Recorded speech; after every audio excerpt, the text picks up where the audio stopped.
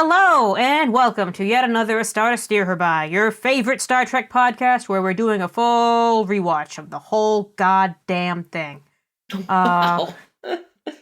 It's just there's so much. There's so fucking much. And I know this is going to have aired by the time there's like Picard and Strange New Worlds and like 8 other fucking shows happening at the same time. Wow, it's so much Star Trek. But we're on Voyager. Voyager, we at least know where we're at. The Delta Quadrant. And in fact, we're not going to know where it's at. We're at pretty fucking soon, because the episodes we're talking this week are Macrocosm and Fair Trade here on episode 260, guys. Woo! Wow, dude.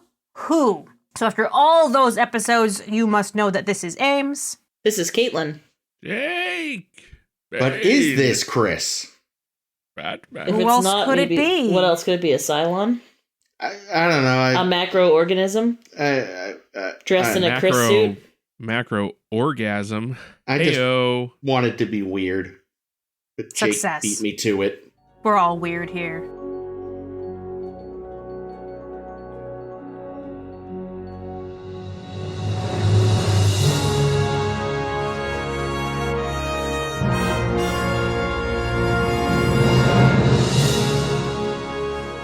All right, let's start talking about Macrocosm, though, because this one had a lot of stuff going on. I got a synopsis I can kind of steam through here.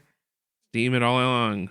But first, a quick tangent, because I wrote this down and was proud of myself, because it's ridiculous. Okay. When my brother and I were kids, we used to play a game called Hide and Seek Monster with my dad.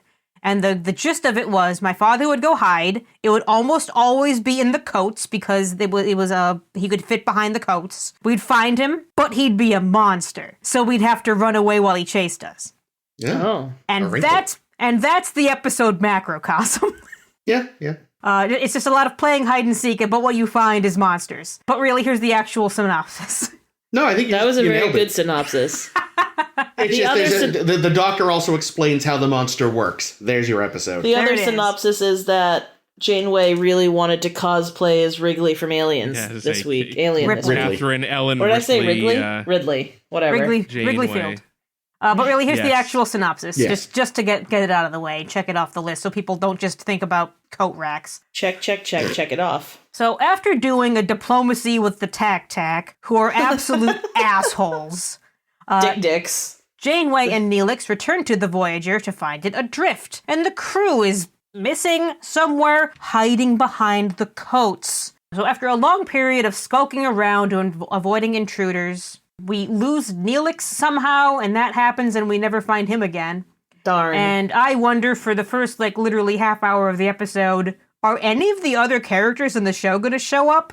We finally find them all, and they're all in the mess hall, comatose, with insects coming out of their necks, like some kind of fucking horror show. Really gross. Like Jake's worst fucking nightmare, I swear to God. Pretty rough. Wasn't great. One of my worst nightmares as well, Jake. Ooh, it's a bad one. I get the tooth falling out a lot, but... You know, I've never had any of those, very typical trope dreams. I've never been naked at high school. I've never had my teeth falling out. I don't know. Anyway. But insects coming out of your neck, fucking definitely. Hey, I've got a great idea. Let's go ask the EMH what's going on. That's fucking logical. And he tells us a whole bunch of flashbacks that show us what happened earlier, and we learn that what the EMH did was he got to go do a off-ship mission, which he was very excited about, to treat an illness on the Garrod mining tunnel. And he brought this virus back with him because the transporter fucking sucks at its goddamn job. So this virus is the thing that's creating these insects, which are the virus but bigger. And then they grow even bigger into these really bad CGI monsters. But the EMH has a cure now that Janeway can go Rambo around the ship to do. So, oh my God.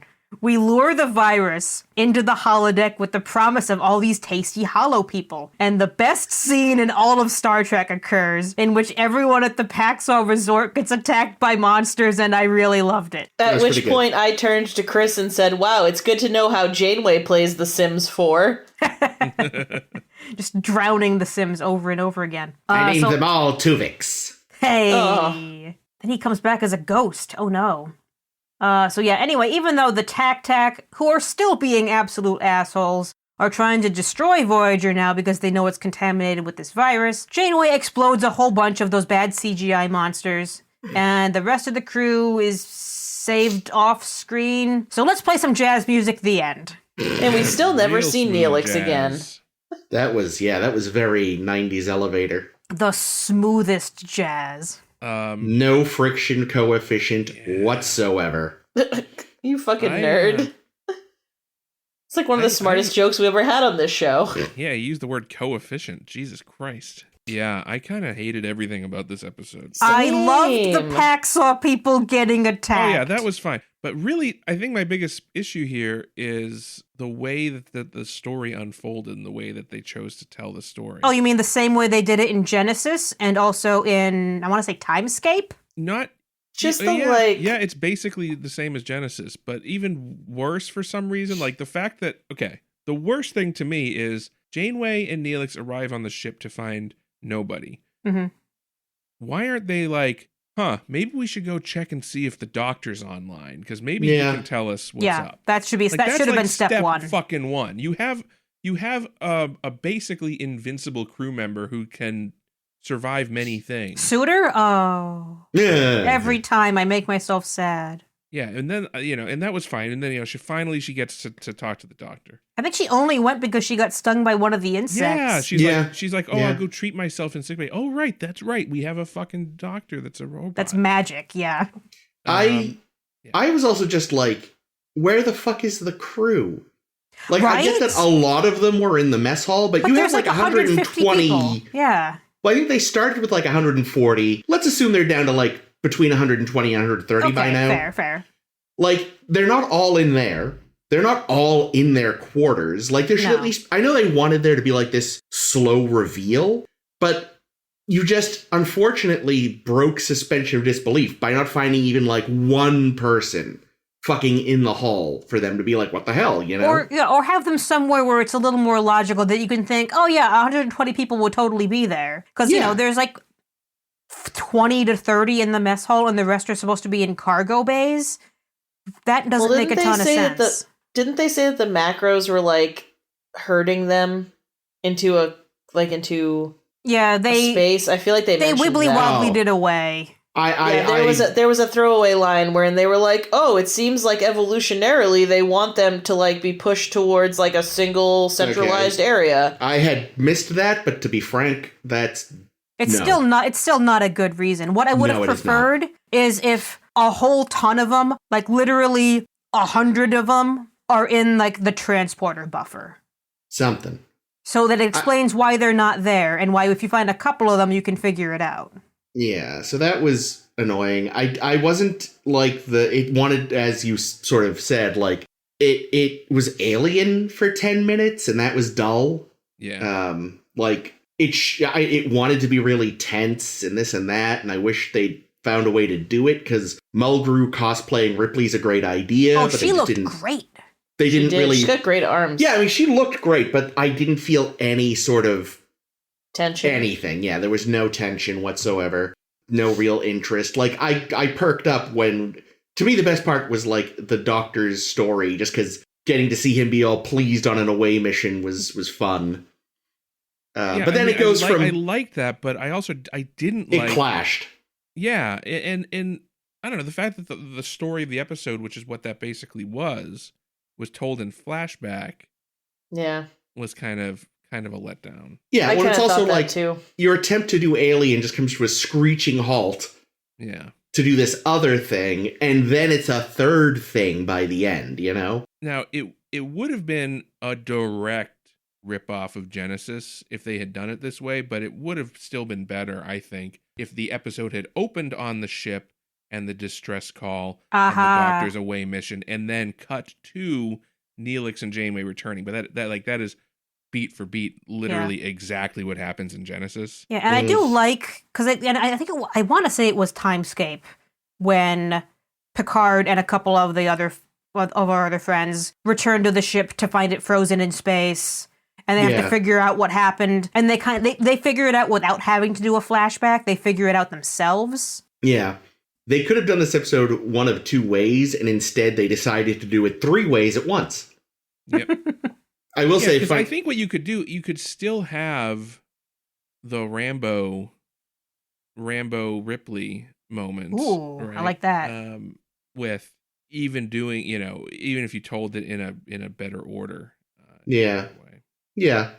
I said that when we watched that. Shit's serious when the captain is down to a vest or a tank top or something, because it's like, Picard goes to his action vest, and then I think eventually he's in a tank top in First Contact. Ben's in his vest during his monologues in the Pale Moonlight. And now she's in this. Of course, Kirk didn't have that. It was serious when his shirt was torn. Or if he had ripped open his little vent flap. Yes, and by the movies, it was the action flap.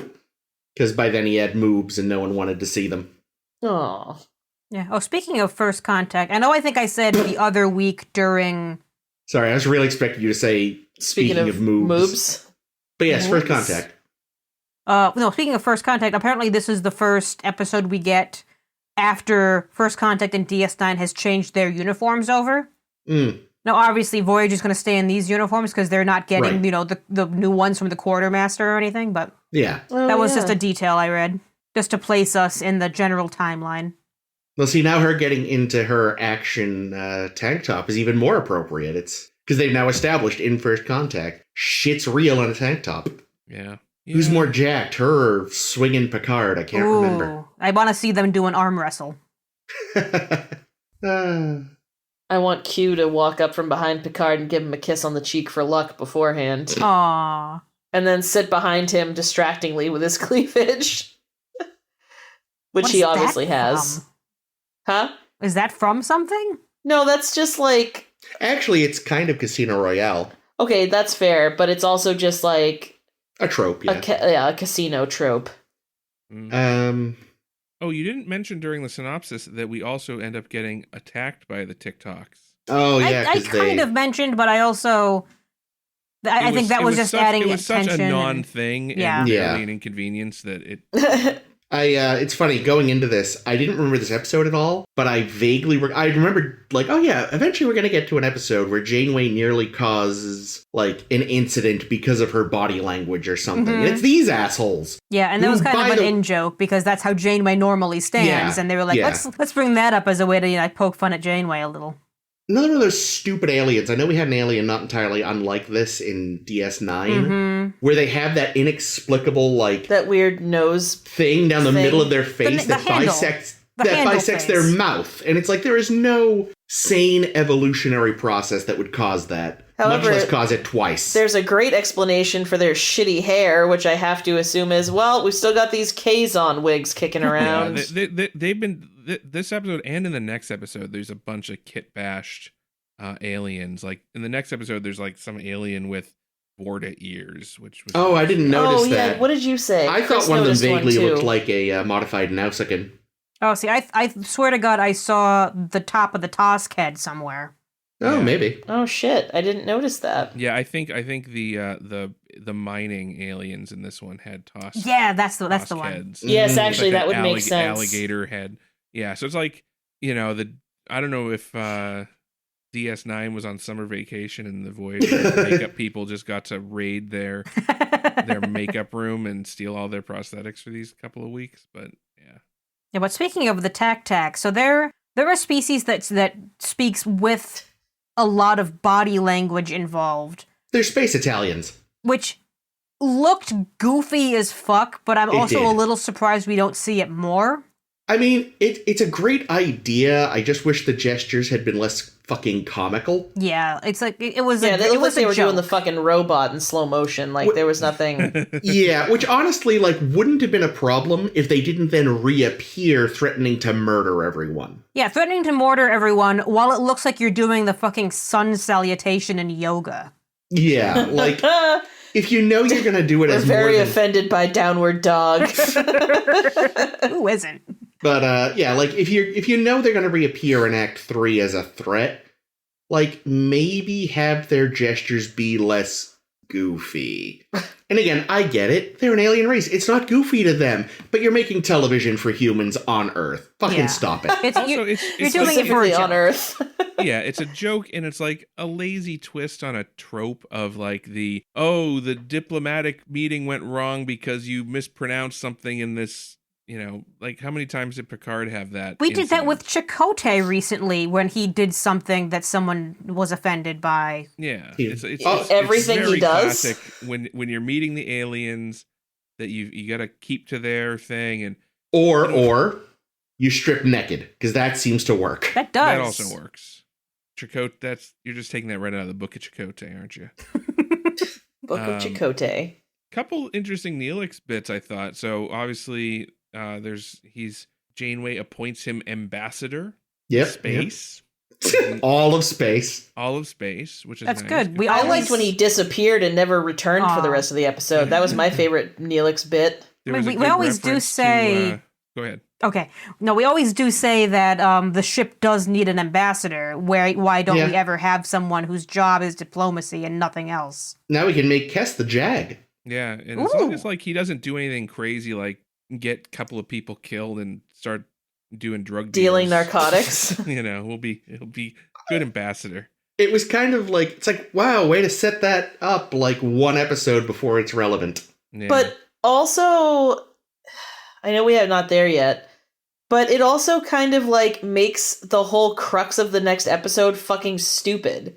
Like, oh, I feel like they don't have any use for me. She literally just said that you were going to be an ambassador. What makes you think that means she's going to throw you off the ship, you stupid asshole? Yeah. Anyway, but we'll yeah, get to that. She does make him an ambassador unofficially, I guess. Not a real ambassador. He doesn't get the license plates. Well, a real ambassador, like they're in the middle of fucking nowhere. The rules mean nothing anymore, except for Prime Directive when they feel like it. Yeah, on odd days ending in Y. And then the other thing I liked that there was a very blink and you miss it reference to the fact that he's only got one lung. Yeah, we caught that too. There's fluid in your lungs. Lung! Yeah, good touch. And good delivery, too. Yeah, keeping your sense of humor in the midst of a crisis. That wasn't a sense of humor. That was a sense of, I don't know. I didn't think it was meant to be funny. I just feel like, bringing up that you've actually only got one lung in that situation is like... I think it's really just imparting important medical information if she tried to fix him somehow. I suppose that's true. I think it was just the writers showing off. Like, look, we do remember the shit we wrote before.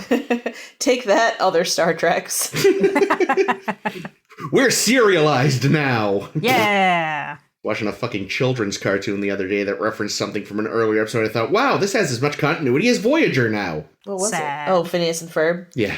Oh my gosh, so here's an interesting note I read. This would have been interesting. Brandon Braga's initial intent when he started working on this episode is he wanted to write an episode with no dialogue. Wow. Yeah, you can see that. There's that 10 minutes where it's alien and there's like, aside from her sending out a distress call, nothing. And I thought that it's like, wow, this is a long time without dialogue. Yeah, I don't know if a dialogue-free episode could work in Star Trek, just because there's always so much going on that you kind of need to explain. Well, especially go ahead. I think there was at least several episodes worth of dialogueless time during the motion picture. That's for damn sure. Excellent, Jake. The problem is, like, this wouldn't be the episode to do it just because, like, you've got to unravel this mystery, so inevitably there's got to be, like... Yeah, if it weren't a mystery, if it were literally just, the ship is taken over by monsters, I must kill the monsters. Yeah. That doesn't need any dialogue. That everyone can understand, yes, kill monsters. Check that off the list. Yeah, like, basically, if he had only thought up the quiet place before Jim from The Office, that could have been a dialogueless episode. I don't know what you just said, but cool. The guy that played Jim from The Office wrote and directed a horror movie about, like, monsters taking over the world that are blind but have super sensitive hearing, so, like, everyone has to be, you can't really talk and you have to do everything really super quiet and blah, blah. I've never seen it, but... Gotcha. Okay. Now I understand. Yeah. Yeah. And then this episode happened. Yeah, and then very sadly, I feel so sad because so much they had to like structure the whole episode to make most of it as cheap as possible, which is why it's mostly one actor called for most of the time. Easiest call sheet they've ever fucking written, and the rest of the money they had to save and set aside for the really great CGI that they did. Okay, but... the flying assholes? Yeah. But wait, before that, this is important.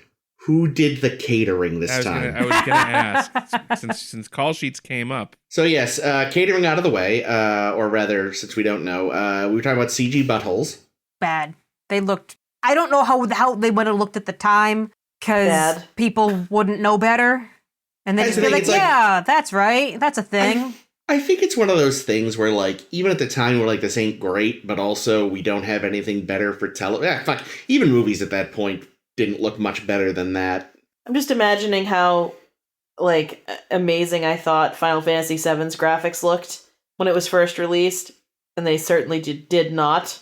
So probably minds were blown by this, I would say. I don't know, because I definitely remember even as a kid watching some of this and being like, oh, it ain't very good, but neither is anything else. When Dear Janeway, oh honey, and she's wrestling on the floor with the thing, and it's so clear that her hands are touching fucking nothing. Yeah. Like, even though I know, because I read that they made all these, like, styrofoam mock-ups to actually have something to handle and to put the CGI thing over. She's on the floor, and her hands are just in space, and I had a massive sad for her that she had to do this. But the thing is like, that was the director or the writer, that was like someone's stupid fault. Like, they didn't have to do that. They should have thought to themselves, well, the technology's not really here for this to not look like shit. Maybe we do something else. They thought they had the technology. And they also probably thought that they did a really good job. They did. They really did. They should have brought back the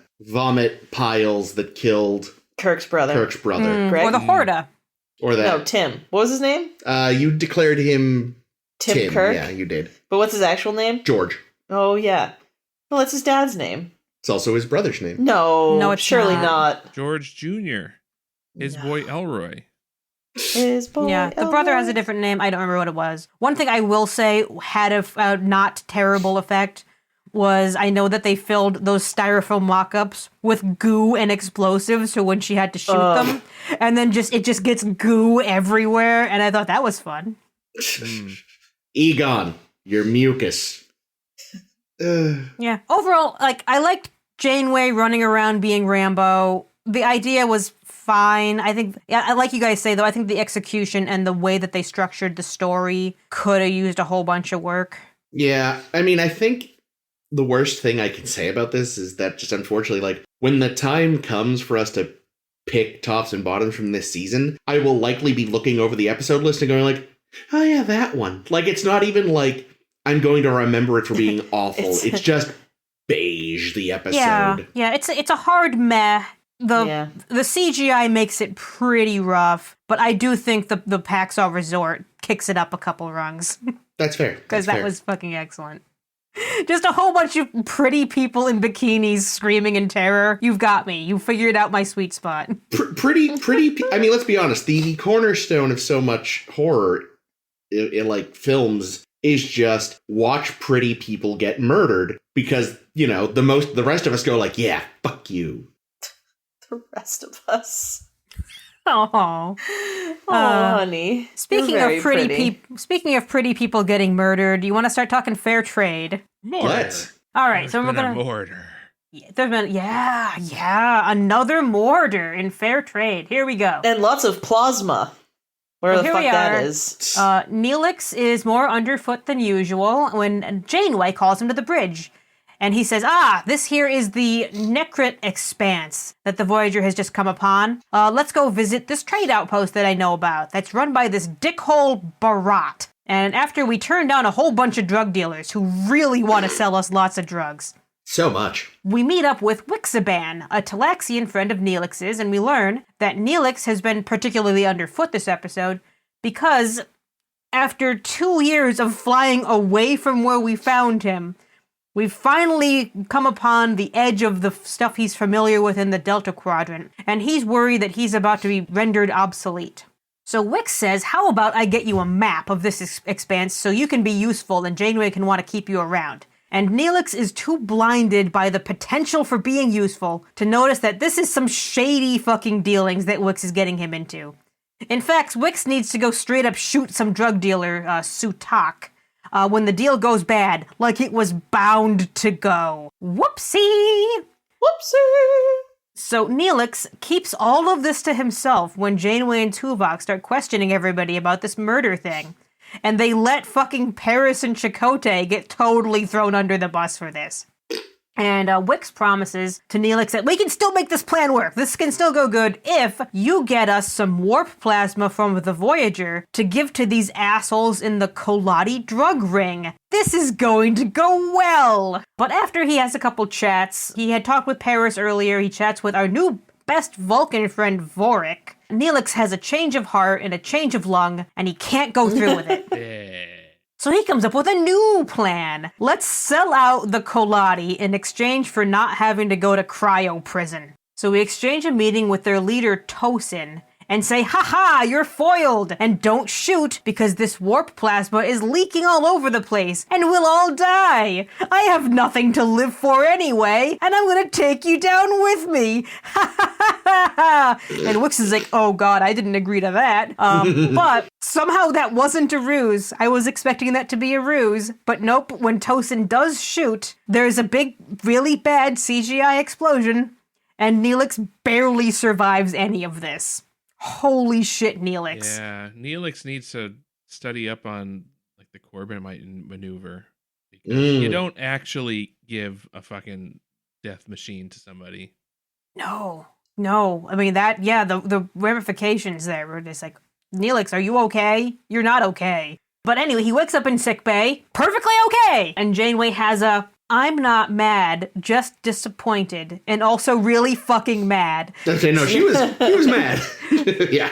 Chat with Neelix about, and he explains how, "Oh no, I was afraid I wouldn't be useful anymore, and I'll just leave because I've reached the end of how I can help out." And Janeway says, "That's not the Starfleet way." And Neelix says, "Well, I'm not Starfleet, but okay, I guess I'll stick around then."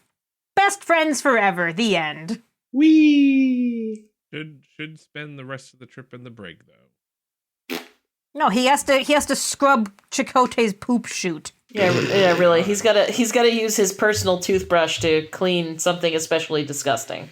I had seen it when he was going over his plan with the warden, head of the Barat? base guy, Arat, yeah. He said, "And how do you plan to do that if you don't have weapons?" I said, "Well, I've been studying an Earth program called Scooby-Doo, and there's going to be a big net above them in the ceiling." Yep.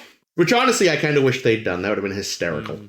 I was also shocked that Wix didn't throw Neelix under the bus. Yeah, right? When he was like, "Oh, buddy, I won't let you go this alone. I'll join you." I was like, "Okay, yeah, he's totally gonna double cross him." But Yeah. No, he didn't. No, he actually... He ended up being a good guy. I mean, he's still a piece of shit. Well, but he ended up having, every piece of shit A has drug their rare dealer moment. with a heart of gold. yeah, so this episode was originally planned for season 1, but then they did Jetrel and they decided, okay, let's leave a big Neelix thing for later, and they kicked it down the line, which is why I've been very surprised that Neelix has had this level of familiarity with so much of the Delta Quadrant. Like, we're 2 years out of flying around. How does he still know people out this far? And it's because this episode should have happened way earlier. They also Interesting. like don't really move that far through space, I think, because they keep stopping to help people and go on adventures. They keep stopping and lots of almost pit stops. finding ways home and then not. Like when we started this trip, we were 70 years from home. Now we're 73 years from home. I like to imagine that just at some point, Tom is sitting at his station and very quietly goes, "Nice." And Jamie goes, "What was that, sir? What was that, Tom?" "Oh, nothing. Because they officially hit the 69 years to home mark. Yes, I'm glad that's Paris, too. Oh, the only person on board who would be looking out actively for it is Paris. And then he would tell Harry later, who would go "Oh, right, nice, yeah, okay, Jesus Christ." But yeah, I thought this episode was something. An episode that It was fine. I'm glad that they brought this up with Neelix, because I've been waiting, like I said, for that point in space where he stopped being familiar, because there was bound to be one. Yeah. And I thought honestly, the way that he handled it, with the whole, I feel like I'm going to be obsolete, I feel like I'm going to be useless, had a lot of resonance, because I know a lot of people thought the same thing when the pandemic made a lot of people switch to different types of work. because it was stuff like, okay, you can't do this anymore. So either you go to a remote working, which is what I did because I have a job that I can work remotely, or you get fucking shit canned. It's just, weird in his case. It's like, I mean, yes, that was your primary role, but there's still other crap you do, like your TV show and the cooking.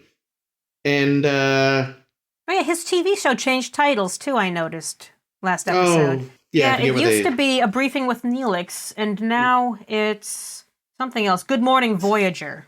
The Neelix and Neelix morning show. The other one got canceled.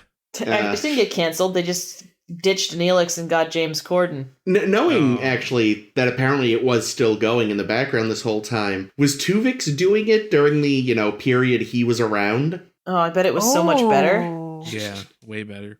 Yeah, it was interesting how Neelix thought that he was going to become useless. Yeah, realizing that he's already useless. Always been useless. Yeah, that's like Troy being like, boy, I've lost my emotion, my empathic ability. I won't be of any use to the crew. Yeah, we totally did see her do that. And nothing of value was actually lost. That aspect of the episode definitely also speaks to it having been a plan for earlier. Because, he's been around these people long enough that in reality, he would know, they're not just gonna airwalk Yeah, that's him. true. That's very true. It would have made more sense, that anxiety, in season 1. Yeah. Especially because, especially the part of the Delta Quadrant he's from does seem very, shitty. And a lot of, if you don't serve a purpose, then what good are you? Or if you don't serve, a very explicitly stated purpose. So I can see how that made sense at the time, whereas with this, I was just kind of like, dude, come on, you know these people. They let a baby exist. They didn't just, say, okay, this has to go in, stasis until we're home, because we are not dealing with this right now. Yeah, no, that's true. And you know what's also fucking stupid about this episode, in my opinion? What? He never talked to Kes about this anxiety. I have notes. It's true. Oh. And at the end of the episode, which I think might be the only time we actually see Kes, is in sickbay. She has one line. And it's like, Neelix almost just fucking died here in this explosion. And there wasn't even a moment of I don't know. Let me explain. Let me explain for Jake, because obviously you wish that they kept the cutscene. Everyone wishes they kept this cutscene, especially Ethan Phillips, because the Kes-Neelix relationship has been very important, and the fact that it ended with Warlord, and we didn't ever get a chance to really accept that, to really understand that was actually what was happening. That they are actually broken up? That when Kes gets her body back, she stays broken up with Neelix, and they don't get back together. What? Oh, that's never fucking explained. No.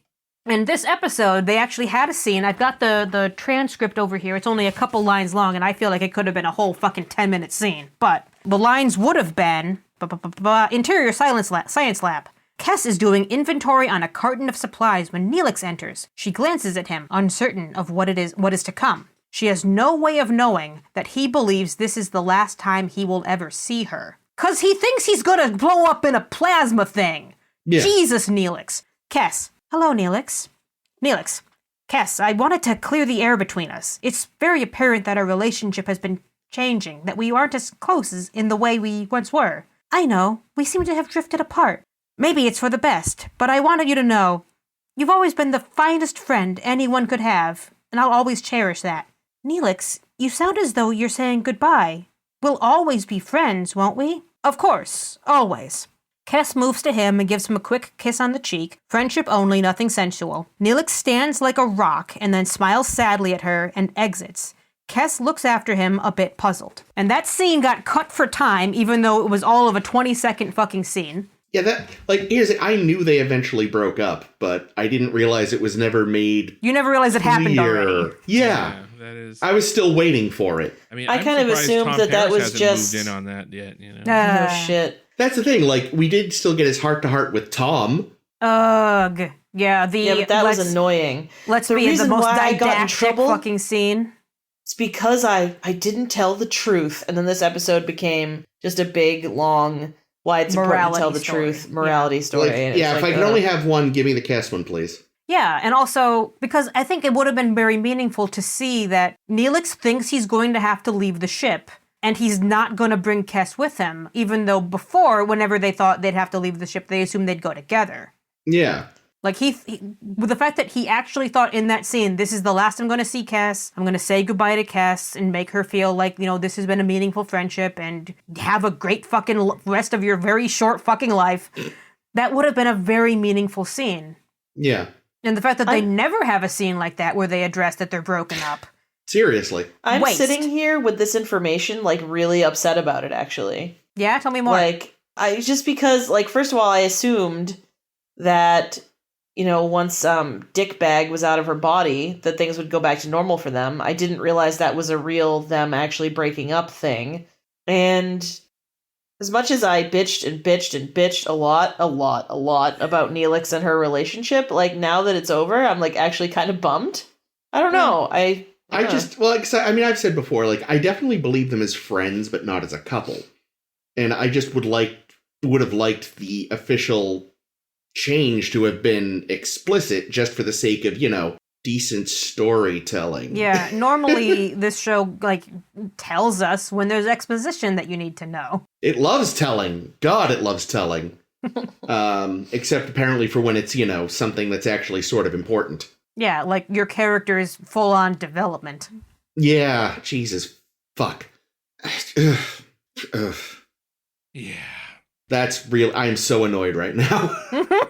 Just, like, of all the fucking shit they have chosen to drop and keep over the years on these shows, and it's like, sometimes you wonder what the fuck possessed them. Yeah, I Not thought just they here, could in have, all of them. They could have also dropped that Vorik scene, except that, we're going to see more of Vorik coming up, so they had to establish that, yes, this is a character. He's been on the ship the whole time. We swear. Yeah. Oh, that's exciting, though. I kind of like him. But Yeah, the speaking second... of him, speaking of Vorik, Yeah.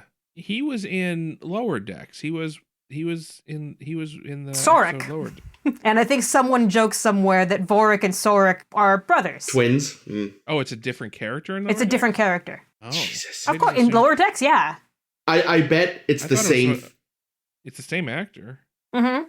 I bet it's a Nick Locarno situation where they're like, we don't want to have to pay the writer. Yeah, probably. Or they just know, oh, this guy makes a halfway decent Vulcan. There are better Vulcans than this guy, but, what are you going to do? I kind of like him. There are better Vulcans than this guy. Unfortunately, they're already cast in the show. That's true. But yeah, you still, like, 'cause there were 2 scenes with him. And you could have the first one to establish him. The second one, like, basically you've got 3 scenes that we're sort of juggling here. Tom, Vorik, scene 2, and Kes. You could have cut either the Tom or the Vorik 2 scene to get the Kes one in. Mm-hmm. Personally, I'd probably have kept Vorik and Kes, just because nothing really, like, comes out of the Tom one. Like, yeah, I was mostly angry with the Tom one because he didn't answer Neelix's fucking question. He only True. answered the question that the episode was asking and not that Neelix was asking. That's true. So, like, and I feel like, because I thought maybe that the pep talk from Tom was going to go like, nope, I'm going to go to the captain right now. And it's like, oh, nope, that is not what happened. So this scene was really only there so that later he could be like, it's important to tell the truth, which he could have come to that conclusion anyway. So, like, if he'd said that and the Tom scene hadn't been there, I would have gone, this feels like it's referring to something I missed. Whereas, like, beard stroking, Chris. Thank you. What would have been more effective was the scene with Kes and even the scene with Vorik, because he's talking about how great it is to be on Voyager and it gave Neelix a sad and all that. So, like, that I think was a better scene as well. Yeah. Yeah. So, yeah, good choices, whoever was in charge of that, you fucking idiot. Fools. Wow. So the stuff that they wanted Neelix to steal, that high test, high quality warp plasma. Plasma. So much plasma. Was that the same stuff that Tuvok and company were trying to steal from the Enterprise when Picard had his saddle? Oh, I Some don't plasma? remember. I thought they were trying to steal something to convert into a bomb, but was it plasma or antimatter or dilithium waste? Trilithium? They were stealing they were siphoning something out of the gas tank of the Enterprise. I think they were trying to get dilithium waste to convert into trilithium, possibly? I don't know. Yeah, it would have been a nice connection because, they made reference in this to like how there's some sort of moderator that you need to keep it from blowing up. Yeah. Hmm.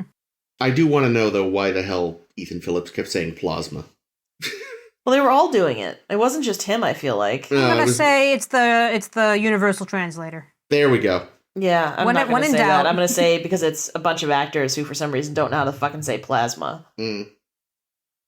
Like, the jury's now not out on how to pronounce plasma. Like, everyone No. says plasma, right? Yes. Okay. What do the Yeah. Brits say? Like that, I feel like even they say plasma. Plasmolinium. If anyone was going to say plasma, it would be them, to be fair. But Oi, governor, give me some But that's- plasma. That's the thing. Ethan Phillips we know is American, so even if so we can't say he's like a Brit doing an American accent who fucked up. Like, it's just weird. Oh, I know it was another of Chris's favorite elements of the show, and when Tom is accused of murder for, is this the third or fourth time in the fucking couple of shows we've done this? I mean, at least we didn't see them in the like horrible alien jail, which is the thing I'm sick of. That's what you're sick of. And it also wasn't the main plot, so it didn't matter. It was just to give Neelix an extra nudge of like, don't you feel like a dick nose? Yeah, these are your friends, and this is because of you. Not Tom! Go And I get guess Chakotay. blown up. Go get blown up in some plasma. Hmm, Yeah, that's an extreme reaction. yeah. I didn't, though, I will say, like, his reaction, like I said, would have made sense in an earlier season. But overall, I didn't hate this one. Yeah, I didn't hate either of these. I think both of these I thought were kind of, yeah, that's an episode of Voyager. Yeah, I enjoyed this one probably a little more. Because the last one, I really only enjoyed the Doctor having a happy time away mission. Whereas with this, it wasn't bad. A little bit of, like, Neelix still, like, sort of being, feeling weird about his past, meeting an old friend who knows how to manipulate him, and all this stuff. For all that we had a lot of bad recycled seeming alien makeup, I did like the design of the base chief there. I thought he looked pretty cool, and I loved his coat. Ooh. His big, like, giant collar. Oh, the guy that looked like the Beast from Beauty and the Beast. He kind of did, yeah. Yeah, I rather But, liked that this it felt a little bit like Cantina from Star Wars in that we're just seeing lots of aliens in the background. And I'm like, good, yeah, we should see more of those. And obviously they all have to be unique aliens because we're in the Delta Quadrant, so they all have to be ones we haven't seen before, kitbashed or not. Yeah. When I realized that our friend Bharat, the owner of the station, we've seen him a couple times before. He was Dagor, that brother that tried to, not brother, but the guy whose brother Quark killed, and then it turned out, no, he's his rival in House of Quark. Oh, okay. right. He was that guy, and he was one of the aliens, Kroll, in Honor Among Thieves, where O'Brien goes undercover with the Orion Syndicate. Oh, funny. Oh, right. And he basically played the same character, I think. He did like a very similar prosthetic situation, right? Oh, yeah, probably. Yeah, when you get one guys of the, like, who can two do other it, dudes, I think. you hang on to guys that can do makeup acting. Yeah. Because we've also seen Tosin, the guy who was the Kolati band, like, drug lord kind of guy who shot the plasma, and I'm sure he's the one that got killed. Yeah. Because we saw him back in Suspicions. He played Joe Brill, that alien that flew into a sun. We saw him in Descent. Wait, was that the one TNG where like had a Ferengi scientist and That's all the that? one. Yeah, okay. Yes. We saw him in Descent as Lieutenant Barnaby with the massive cheekbones. He was on the bridge when Bev flew into a sun. He was all like, I don't know about this, Bev. And you're like, shut up, Barnaby. And also we saw him in Purgatory's Shadow and By Inferno's Light as the Jem'Hadar Ikat Ika, who was making Worf fight people. Oh, good for him. Like I said, you hang on to these guys. He's got a great face For makeup. alien. Great voice for radio. Great face for fuck. Great face for radio, yes. Great voice for radio is a compliment. It is. Yes, it is. Radio is just a dying medium. You got a great voice for radio. Shame about the time. Whoopsie.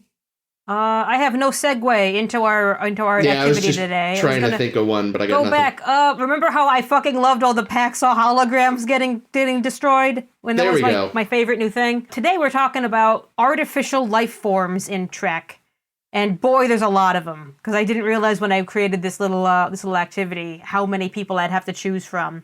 Because we're going to pick out from amongst like androids and sentient holograms and robots and cyborg things and other artificial life forms, and who are our favorites?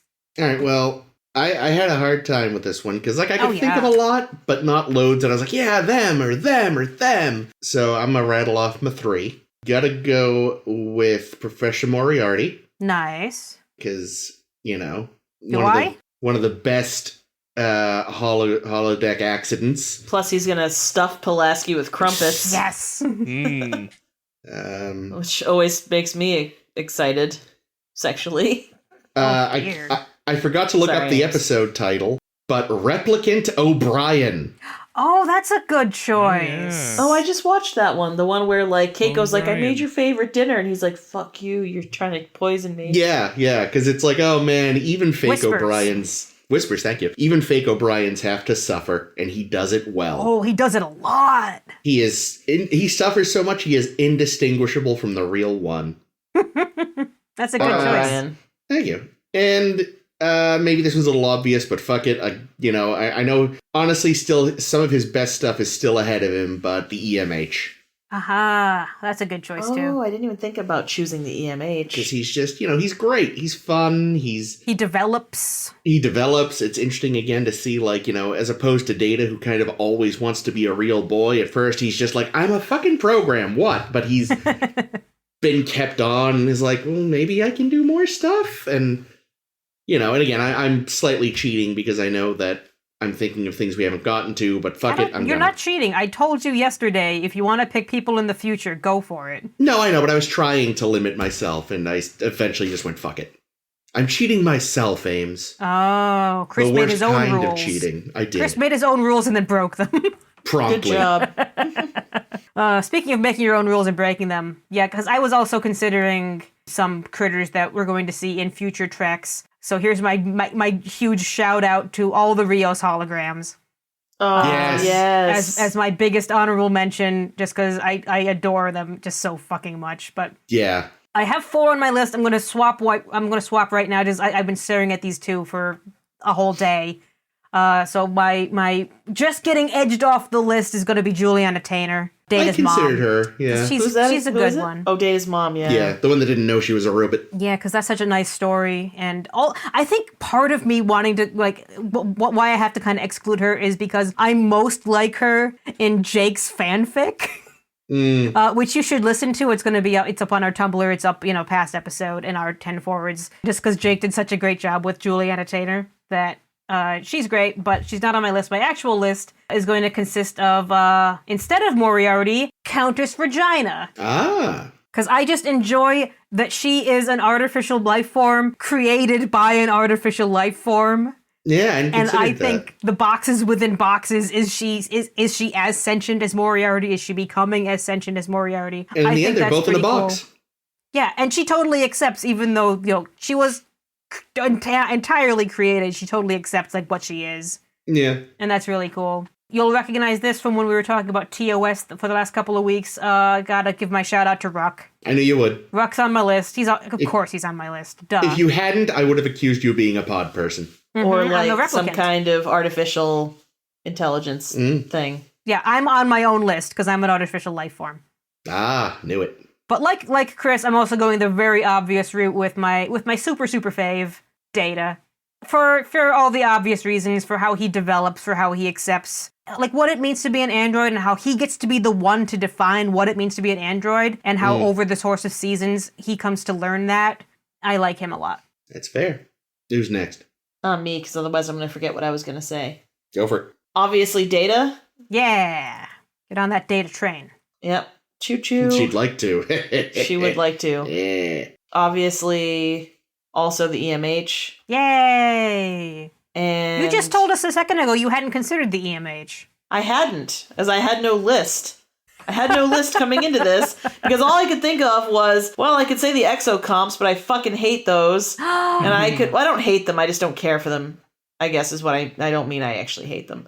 And then I was like, I could say pup, but nobody likes pup. We all hate pup. That'd be a funny answer, though. And I've actually literally just forgotten the third one I was going to say. Lore. Can you edit back in my response later if I give you an answer before the end of this segment? Fuck me, I just had it. It wasn't Moriarty. Series it was from? What type God, of artificial life form was it? I don't know. Was it Vol? No, it wasn't Vol. No, Landrew. Definitely not either of those things. Landrew. The M5. Landrew's Nope. a piece of shit. You want Jake to go while you think? Yeah. Fuck, this is so annoying. Okay. I was thinking, when I was trying to think of what I could do for this, like, it would be a funny joke to do. Oh no, not a funny joke. Would be to Lazarus.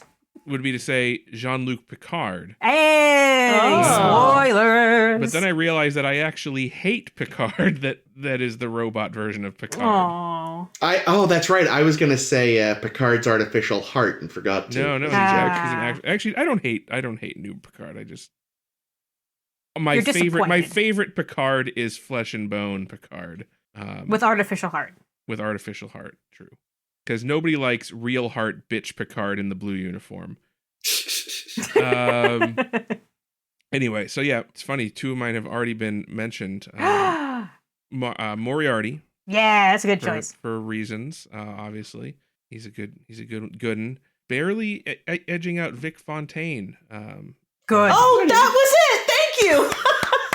Allie. I didn't even consider Vic, and I love Vic. That was my third That's one. great. Thank God you, Jake was Caitlin. here. I am glad he's on the list. Yeah, well, I didn't. Yeah, so I didn't actually put him on my list. He was my runner-up to Moriarty, but because at the same time I just couldn't bring myself to say Vic Fontaine. But you did write a great fanfic about him. I sure did. All right, so we got Moriarty. Coming in at number 2 is your honorable mention, Ames, Juliana Taylor. Oh, yay! Data's Robo-Mom. And then in Robo-Mom. my third position is bit of a cheat here. Hollow Janeway from Prodigy. Okay. Oh, I didn't think of her. That's a a good great one. answer. I didn't even think That is of a good that. answer. Yeah, she's great in Prodigy. Yeah, no, Prodigy she really is fucking great. And a year ago, I would have smacked myself for saying so and say you're an artificial life form. Get on your list. But it's really good. Yeah. I did briefly consider post reprogrammed what's her names? Stella. Yes. Oh, Post okay. reprogrammed What Stellas. about Stella? The ones that are programmed to give him a hard time that he can't get to shut up. I love it. I was very thinking of close. her as well. I was very close to bringing up. I don't know if they get names. The ugly bags of mostly water aliens. Oh, right, they were an artificial life form. I forgot. Yeah, they were like little light things. Yeah. Does the Borg Queen count? No, cyborgs are their own thing. Okay. Are they? What about? I mean, according to that article you sent us. Oh, okay. Cool. I was just thinking of another one, and now I The Nomad. Yeah, Nomad's cool. We love Nomad. I could say Nomad, but yeah. I knew you'd have Ruck. I was wondering if you'd have Nomad. I was close. It was on. When I was just coming up with this a full 7 to 10 person list of just who am I considering? Nomad was on there.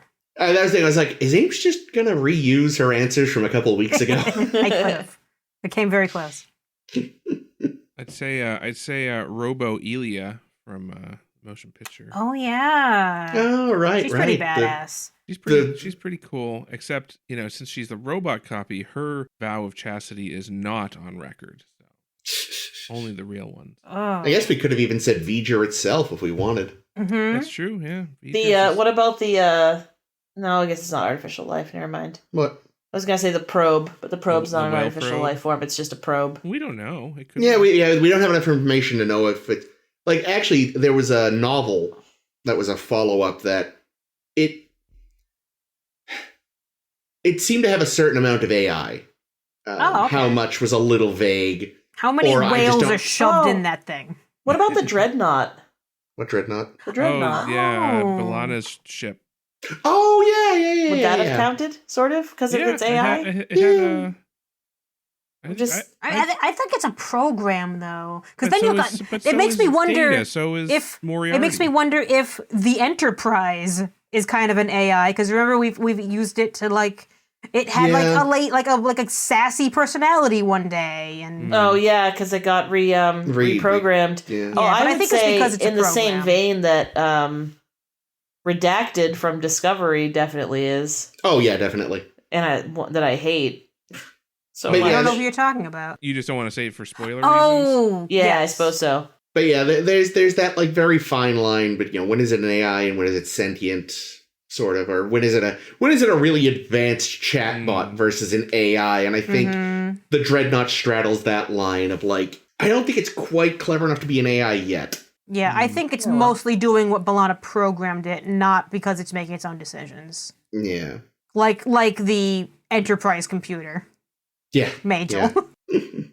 Yeah, that was delightful. Yeah, these are some good answers, and I'm sure we're going to see more and more as we keep watching more shows. Definitely. I know we're all enjoying Strange New Worlds, aren't we? I fucking hope so. Wink? We damn better be. I was gonna say, I don't really want to commit, because what if it's totally shit? I'll be so sad if they fuck this up. Yeah, they really need to not blow it. Like, they've already changed out of the nice uniforms Chris loved, so. That I loved too. They were really good. I don't know why they did it. They already fucking had the fucking. Because they had to add. Why break what's not what fix? I mean, why fix what's not broken? It's very frustrating. I don't know. But hey, all right. What are we doing next week? We're gonna break more things next week. That's what we're gonna do. Woo woo. Because we're continuing. Show today. Holy shit. The episodes were very simple, I thought. Yeah. So. And they weren't like good enough or bad enough to require. You know what I mean? Like I know hours of drawn out hate rants. And I padded it out with my hide and seek story. I was gonna say, really, I padded it out with diarrhea. I was saying there were no real. Oh, which you're not even gonna leave in. That's the worst part. No that was like major- 5 of the best minutes of this episode, and he's gonna have to carve it out. There were no major tangents about anyone having digestive distress. Neat. Let's see if we do next week, though. We possibly will. So next week, our episodes that we're going to be covering are more Voyager Season 3 episodes, Alter Ego, and Coda. We're going to have more blogtivities for you on the way as well. This one you'll probably have seen already because it's up on our blog. Go check it out on Tumblr. And see all the artificial life form screen grabs that I grabbed and put all over the place because they're always fun to look at. You can tell us about your favorite artificial life forms there or on our Facebook or on our Twitter or wherever it is you like interacting with us. The real challenge will be, does Ames actually get a screen grab of O'Brien, the replicant from that episode, or does she get just a random picture of O'Brien to fuck with you? And more importantly, how will you know the difference? No one can tell. Not even Keiko. That can't be my husband. He never has coffee after 3 o'clock. Oh, awesome. Yeah, so keep listening along. Bitch. We're on SoundCloud. We're on all the other different podcasting applications that you like. If you like a different one, listen to us there. I'm not your mom. Jesus. Juliana Tainer's your mom. Yeah. Your mom's so Juliana Tainer, she doesn't even know it. Damn. This has gone off the rails. Let me wrap this up. This has been Ames. This has been Caitlin. Jake. And the replicant of Chris. I mean Chris. No one can tell. Son of a bitch. I can't tell.